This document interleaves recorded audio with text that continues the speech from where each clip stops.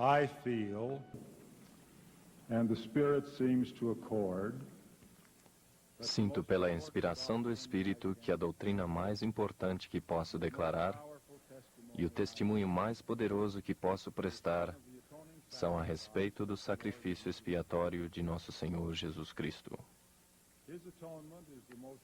O sacrifício expiatório é o evento mais extraordinário que ocorreu ou que ocorrerá desde a criação e através dos séculos de uma eternidade infinita. É o ato supremo de benevolência e graça que somente um Deus poderia executar. Através desse ato, todos os termos e condições do plano de salvação eterna do Pai foram postos em prática. Através desse ato se propicia a imortalidade e a vida eterna do homem. Por meio dele, a humanidade é salva da morte, do inferno, do diabo e do tormento eterno. Por meio dele, todos os que creem no Evangelho glorioso de Deus e o obedecem. Todos os que são verdadeiros e fiéis e sobrepujam o mundo.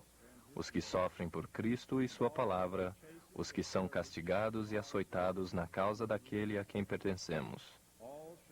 Todos se tornarão como o Criador, se sentarão com ele no seu trono para sempre e em glória eterna.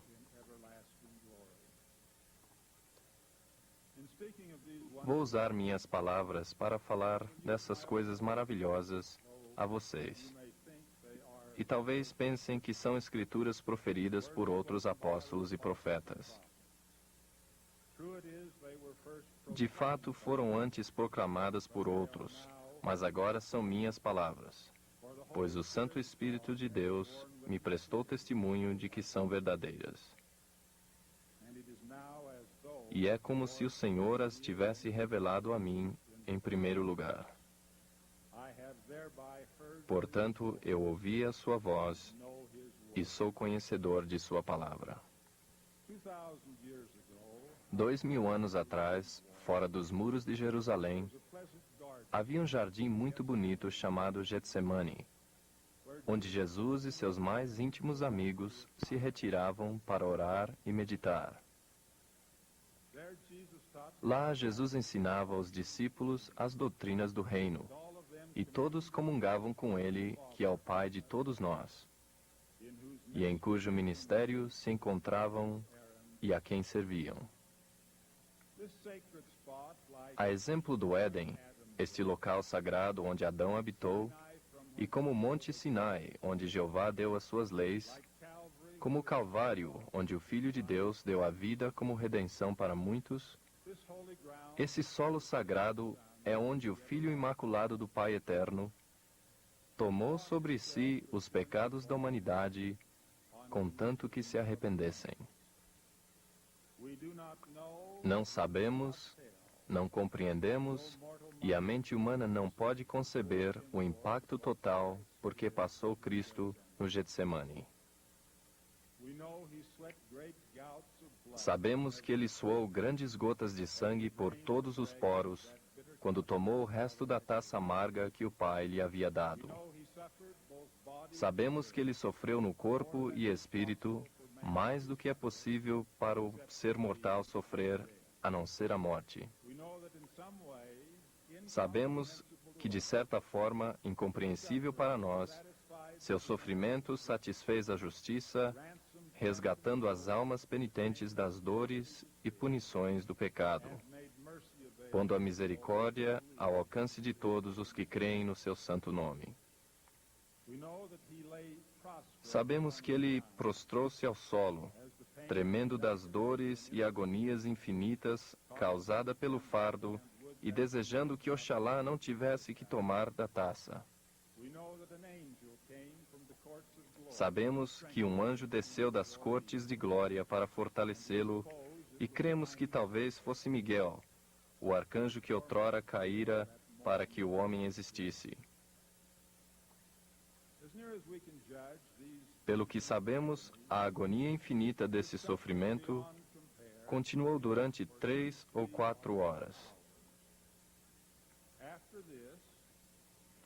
Então, de corpo dobrado e esgotado de forças, ele confrontou Judas e outros demônios encarnados, alguns deles do próprio Sinédrio, e foi levado com uma corda no pescoço, como um criminoso, para ser julgado pelos superiores, pelos arquicriminosos que, sendo judeus, sentavam-se no trono de Arão e, como romanos, exerciam o poder de César. Levaram-no a Anás, a Caifás, a Pilatos, a Herodes e outra vez a Pilatos. Foi acusado, amaldiçoado e golpeado. Deles a saliva imunda escorreu por sua face, como golpes viciosos que enfraqueceram ainda mais seu corpo já esgotado. Com ira furiosa, golpearam impiedosamente as suas costas. O sangue correu por sua face quando a coroa de espinhos penetrou suas trêmulas sobrancelhas. Acima de tudo, ele foi açoitado com 40 chicotadas, exceto uma, com um chicote de várias correias, com ossos pontudos e metais afiados, entrelaçados entre as tiras de couro. Muitos haviam morrido somente dos açoites, mas ele ergueu-se do sofrimento e dos golpes para sofrer a morte vil sobre a cruz do Calvário.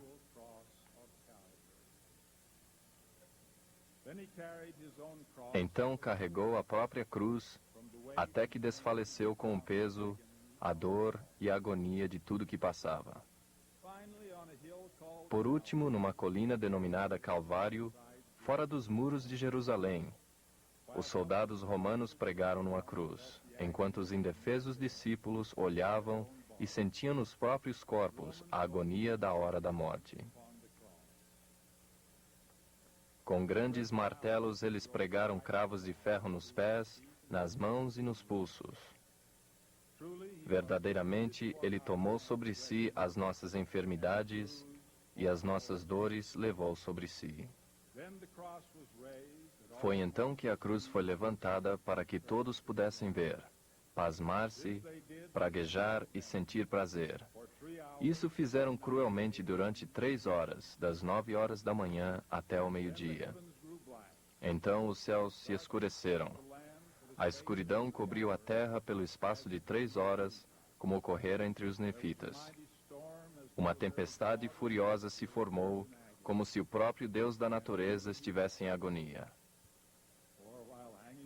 E assim o foi, pois que enquanto pregado na cruz por mais de 3 horas, do meio-dia às 3 da tarde, todas as agonias infinitas e as dores insuportáveis sofridas no jardim do Getsemane novamente ocorreram.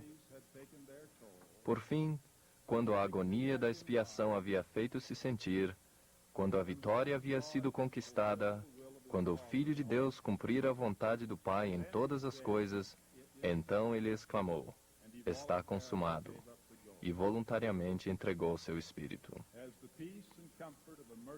Quando a paz e o consolo de uma morte misericordiosa livraram-no das dores e do sofrimento mortal, ele voltou ao paraíso de Deus.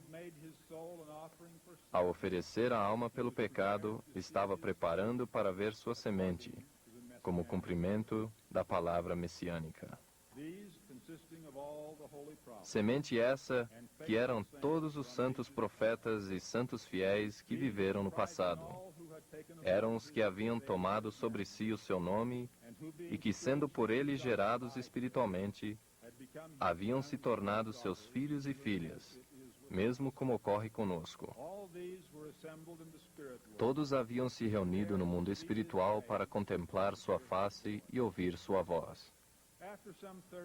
Após 38 ou 40 horas, 3 dias conforme os judeus contam tempo, nosso bendito Senhor veio ao sepulcro de José de Arimateia, onde seu corpo parcialmente embalsamado fora ali colocado por Nicodemos e José de Arimateia.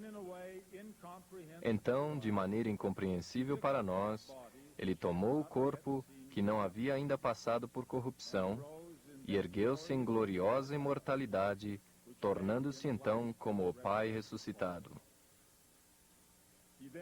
Recebeu então todo o poder na terra e no céu, obtendo exaltação eterna e aparecendo a Maria Madalena e a muitos outros.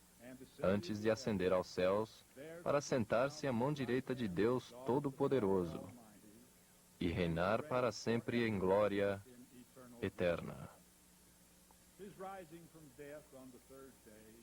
Sua ressurreição no terceiro dia culminou o sacrifício expiatório.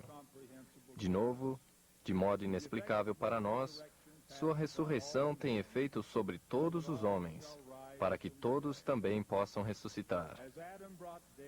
Assim como Adão trouxe a morte, Cristo trouxe a vida. Adão é o pai da mortalidade. Cristo é o pai da imortalidade.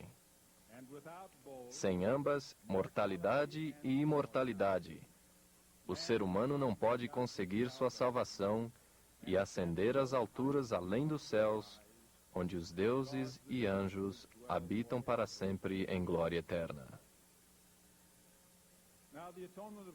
O sacrifício expiatório de Cristo é a doutrina mais básica e fundamental do Evangelho. É a menos compreendida de todas as verdades reveladas a nós.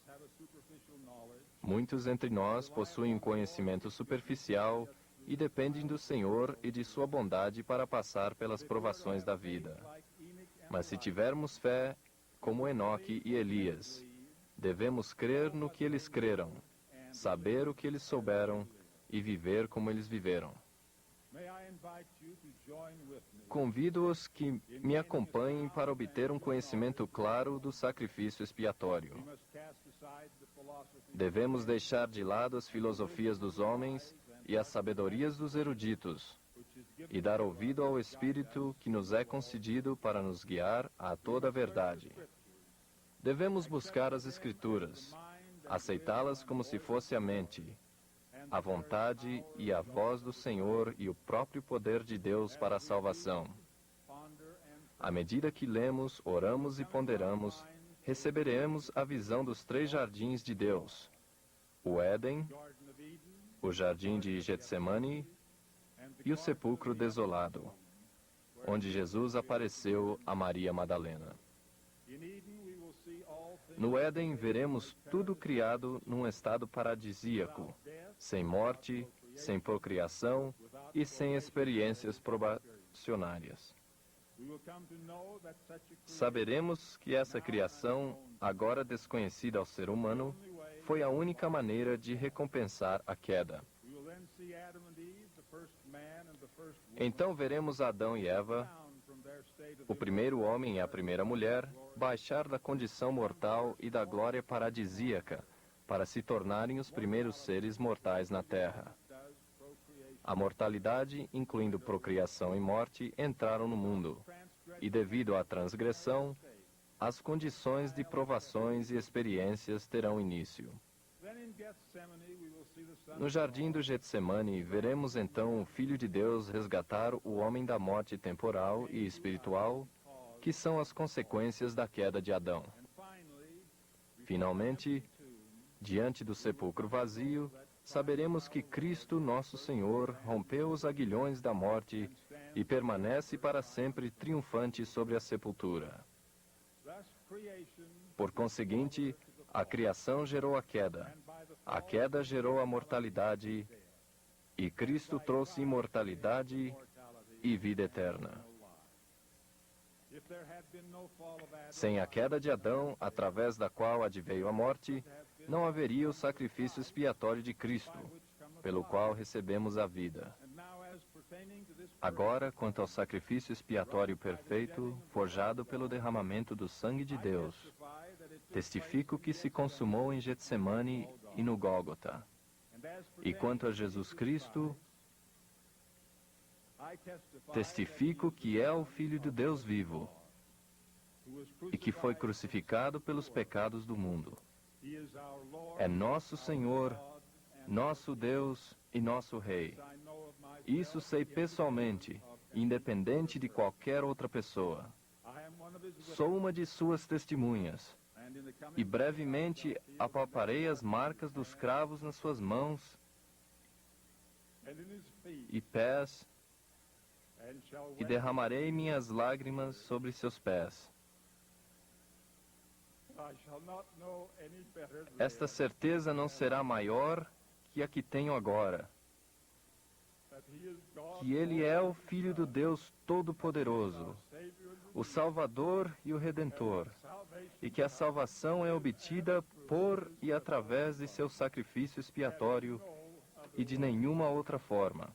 God grant Que Deus nos permita trilhar os caminhos da luz, assim como Deus nosso Pai está na luz, so that para que, conforme suas promessas, o sangue de seu Filho Jesus Cristo possa nos purificar de todo o pecado. in the name Em nome do Senhor Jesus Cristo. Amém.